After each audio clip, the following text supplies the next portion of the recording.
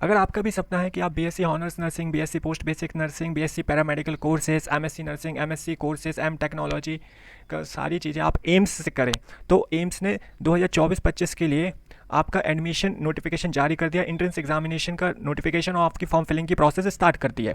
तो सबसे पहले जानते हैं कि आपके फॉर्म किस तरह, देखिए आपको इतना तो पता है जो ना आपका एंट्रेंस एग्जामिनेशन का आप फॉर्म फिलअप करते हो एम्स का, वो 3 पार्ट में डिवाइड रहता है। पहला रहता है आपका बेसिक रजिस्ट्रेशन, फिर रहता है आपका एक unique code generation of code होता है, फिर कहीं आप फाइनल रजिस्ट्रेशन कर पाते हो। तो जो ना आपका basic registration be under graduate course, जैसे आपका बीएससी ऑनर्स नर्सिंग हो गया, बीएससी पोस्ट बेसिक नर्सिंग हो गया, बीएससी पैरामेडिकल कोर्सेज हो गए, तो वो 5 मार्च से स्टार्ट हो चुका है रजिस्ट्रेशन, और उसकी लास्ट डेट है आपकी 4 अप्रैल। ठीक है।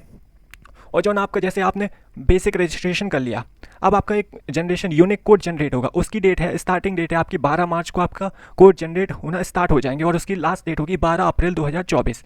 और फिर जब आपका कोड जनरेट हो जाएगा, आपका फाइनल रजिस्ट्रेशन होगा, और फीस वगैरह, मतलब फाइनल रजिस्ट्रेशन में आप फीस वगैरह पे करते हो, सिटी चॉइस करते हो अपनी, वो भी आपका 12 मार्च से स्टार्ट होने वाली है, उसकी भी लास्ट डेट आपकी 12 अप्रैल 2024 ही है। इसी तरह अगर आपकी पोस्ट ग्रेजुएट कोर्सेज जैसे एमएससी नर्सिंग वगैरह की, हम टेक्नोलॉजी की बात करें, हम कोर्सेज की बात करें, तो उसका भी बेसिक रजिस्ट्रेशन 5 मार्च से स्टार्ट हो चुका है, लास्ट डेट उसकी बेसिक रजिस्ट्रेशन की 4 अप्रैल है।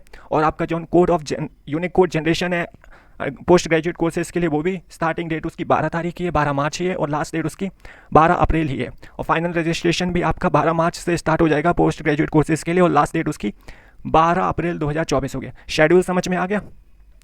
अब बात करते हैं आपकी बेसिक रजिस्ट्रेशन आप कैसे कर सकते हो। आपको फर्स्ट वाली लिंक पर सिंपली क्लिक करना, aimsexam.ac.in ऑफिशियल साइट है, फिर सिंपली एकेडमिक कोर्सेज पर आपको क्लिक करना है। अब यहाँ से आप देखिए नर्सिंग में बीएससी ऑनर्स पे, बीएससी पोस्ट बेसिक है, एमएससी नर्सिंग भी दिया गया, अभी पैरामेडिकल कोर्सेज भी देना, सिंपली बीएससी ऑनर्स नर्सिंग पे क्लिक करना, प्रोसीड पर पॉपअप पे प्रोसीड पर क्लिक करना, और सिंपली आपको इस वाले पोर्टल पर रीडायरेक्ट कर दिया जाएगा। आपको प्रोसीड टू बेसिक रजिस्ट्रेशन पर फॉर्म यूजी कोर्सेज के लिए क्लिक करना।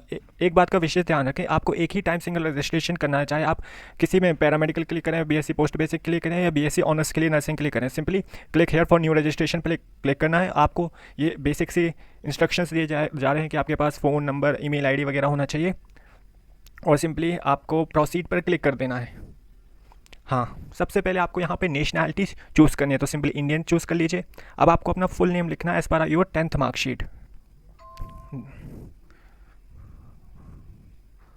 अब यहाँ पे आपको अपने फादर्स नेम लिखना है, जैसा आपकी 10th की मार्कशीट में। सैल्यूटेशंस वगैरह मत लगाएं, जैसे मिस्टर वगैरह ऐड मत करें। फिर अपने मदर्स का नेम लिखिए। अब अपनी 10th की मार्कशीट के अकॉर्डिंग डेट ऑफ बर्थ डालिए, जो आपकी डेट ऑफ बर्थ हो। ठीक है, फिर कंफर्म करिए अपनी डेट ऑफ बर्थ को आप। अब यहाँ से आपको अपना जेंडर सेलेक्ट कर लेना है। एक बात का आपको पता ही होगा कि बीएससी ऑनर्स नर्सिंग के लिए सिर्फ फीमेल कैंडिडेट से एलिजिबल रहते हैं, तो वही अप्लाई कर सकते हैं। आप लोग पैरामेडिकल के लिए मेल कैंडिडेट अप्लाई कर सकते हैं। देखिए ओबीसी, अगर आप ओबीसी कैटेगरी के नॉन क्रीमी लेयर से आते हो, तो आपको लास्ट ईयर का वैलिड सर्टिफिकेट प्रोवाइड करना पड़ेगा।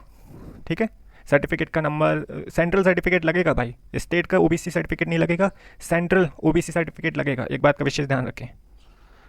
तो सिंपली यहाँ पे आपको सर्टिफिकेट नंबर, इशू डेट वगैरह बताना पड़ेगा, ऑप्शनल है अभी तो। सिंपली हम जनरल पे, फिर आपसे पूछा जाता है कि आप डिसेबल पर्सन हो, तो अगर हो तो यस करिए, अदरवाइज नो कर दीजिए। अब आईडी प्रूफ सेलेक्ट करने के लिए आधार कार्ड कर लेंगे, आधार कार्ड का नंबर इंटर कर देंगे। अब देखिए आधार कार्ड में ना ही कोई एक्सपायरी डेट होती है ना इशू डेट। हाँ, बहुत आज के आधार कार्ड में इशू डेट लिखी रहती है, बट आप यहाँ पे फिल नहीं कर सकते उसे, ये as well this is optional. अब आपको अपनी कॉन्टैक्ट डिटेल्स प्रोवाइड करनी है, एक वैलिड ईमेल आईडी, जो कि सिर्फ आपकी हो, कंप्यूटर सेंटर वाले की ईमेल आईडी मत इंसर्ट करिएगा, अपनी ईमेल आईडी ही दीजिएगा अगर सेंटर से फॉर्म फिलअप करा रहे हैं, क्योंकि उसमें आपका जो रजिस्ट्रेशन नंबर और आपका पासवर्ड सेंड किया जाएगा, और आपकी पूरी काउंसलिंग, एंट्रेंस एग्जामिनेशन से रिलेटेड सारी इन्फॉर्मेशन आपकी ईमेल आईडी पर ही शेयर की जाएंगी। तो मेक श्योर जो the email ID that you are providing is belongs to only you. अब सिंपली आपको अपना एक पर्सनल मोबाइल नंबर देना है, उसे कंफर्म करना है मोबाइल नंबर को। अगर आपके पास कोई अल्टरनेट मोबाइल नंबर है तो देना चाहते हो तो दीजिए, अदरवाइज ऑप्शनल है, कोई ज़रूरत नहीं है। लैंडलाइन नंबर हो तो लैंडलाइन भी दे सकते हैं। अब आपको यहाँ पे अपना एड्रेस फिल करना है। सबसे पहले आपको कंट्री सेलेक्ट कर लेने, अपना पिन कोड जो कि आधार कार्ड में डला होगा वो डाल दीजिए, आपकी स्टेट वगैरह सब ऑटो फिल हो जाएंगे। अब अपनी सिटी को सिलेक्ट कर लीजिए।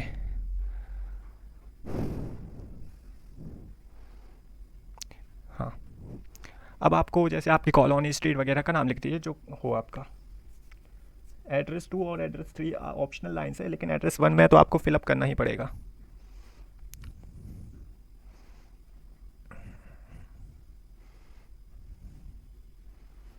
अगर आपका कॉरस्पॉन्डेंस एड्रेस और परमानेंट एड्रेस सेम है तो सिंपली नीचे आप क्लिक कर दीजिए तो आपका ऑटो फिल हो जाएगा कॉरस्पॉन्डेंस एड्रेस भी। अगर डिफरेंट है तो उसे मैनुअली फिल कर दीजिए। अगर और चेक कर लीजिए आपकी सारी डिटेल सही है तो जनरेट रजिस्ट्रेशन आईडी और पासवर्ड पर क्लिक कर दीजिए।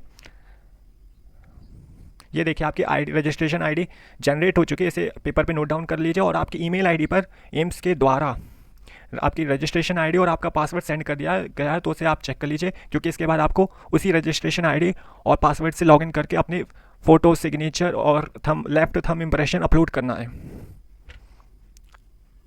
सिंपली ओके पे क्लिक करिए। अब देखिए लॉगिन के सेक्शन पे आप आ जाओगे, रिडायरेक्ट कर दिए जाओगे। अब आपको अपनी रजिस्ट्रेशन आईडी ईमेल आईडी पे खोल कर देख लेनी है कि एम्स ने आपकी रजिस्ट्रेशन आईडी और पासवर्ड भेज दिया गया है। अब वहाँ पे आप सिंपली उसे टाइप कर दीजिए।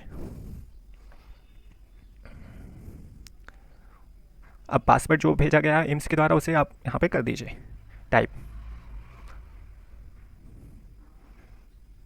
ईमेल थोड़ा लेट भी आ सकता है, बट आप थोड़ा मतलब 1 मिनट के अंदर अंदर आपके पास ईमेल पहुँच जाएगा। अब मेरे पास थोड़ा लेट आया है ईमेल। हाँ, सिंपली कैप्चा को फिलअप कर दीजिए और लॉगिन के ऑप्शन पर क्लिक कर दीजिए, बटन पर क्लिक कर दीजिए। अब देखिए आपका डैशबोर्ड आपके सामने खुल चुका है। आप सारी डिटेल्स अपनी चेक कर लीजिए। अगर सारी डिटेल्स सही है, अगर कुछ भी डिटेल्स में गलत है तो अभी आपके पास एडिट ऑप्शन है, आप अभी उनको एडिट कर सकते हैं। ठीक है, ठीक है। अब प्रोसीड पे क्लिक कर दीजिएगा, सारी डिटेल सही है।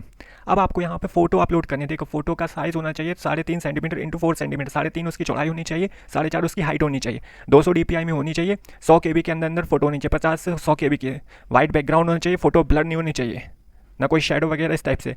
आप फोटोशॉप से उसे एडिट कर सकते हैं। अगर आपको कोई भी दिक्कत आ रही है तो कमेंट में ज़रूर बताइएगा, मैं उसके लिए अलग से ट्यूटोरियल आपको बना के दे दूँगा कैसे फ़ोटो को रिसाइज़ करना है। और सारे टिक को डिक्लेरेशन टिक करके आई एग्री पर क्लिक कर दीजिए, आपकी फोटोग्राफ अपलोड कर दी जाएगी। इसी तरह आप सिग्नेचर की बात करें तो सिग्नेचर में आप सिग्नेचर की जो चौड़ाई 6 सेंटीमीटर होनी चाहिए, उसकी हाइट 3 सेंटीमीटर होनी चाहिए। 20 से 100 KB के बीच का आपका सिग्नेचर का साइज़ होना चाहिए, जो कि JPG फॉर्मेट में होनी चाहिए। आपकी वाइट बैकग्राउंड होना चाहिए, ब्लैक पेन से आपका साइन होना चाहिए। सारे कैपिटल अक्षर में आप अपना सिग्नेचर नहीं करेंगे, रिजेक्ट कर दिया जाएगा फॉर्म। समझ रहे हो, इस टाइप से ना बिल्कुल छोटे से सिग्नेचर हो, बिल्कुल जो 6 इंटू 3 सेंटीमीटर बोला गया उसमें फैले हुए सिग्नेचर, बिल्कुल इस टाइप से देख लीजिए। सैंपल भी दिख रहा है। सारी डिक्लेरेशन टिक करके आई एग्री पे क्लिक करिए, आपका सिग्नेचर भी अपलोड कर दिया जाएगा। अब हमें अपलोड करना है आपका लेफ्ट थंब इंप्रेशन। देखिए राइट थंब इंप्रेशन नहीं अपलोड करना, सिर्फ लेफ्ट थंब का ही इंप्रेशन अपलोड करना है। तो वाइट बैकग्राउंड होना चाहिए, उसके लिए भी 4 इंटू 3 सेंटीमीटर का बॉक्स होना चाहिए, मतलब 4 उसकी विड्थ होनी चाहिए, 3 उसकी हाइट होनी चाहिए, 200 DPI में होना चाहिए, 20 से 100 KB के अंदर JPG फॉर्मेट में होनी चाहिए। सारी चीज़ें सही है। और ब्लर नहीं होना चाहिए आपका थंब इंप्रेशन, ना ज़्यादा डार्क हो कि इंक ही बस देखे। देखिए मैंने सारे अपलोड कर दिया और सिंपली डिक्लेरेशन साइन कीजिए और सबमिट पे क्लिक करके आप देखिए स्टेप 2 भी आपका बेसिक रजिस्ट्रेशन का कंप्लीट हो गया।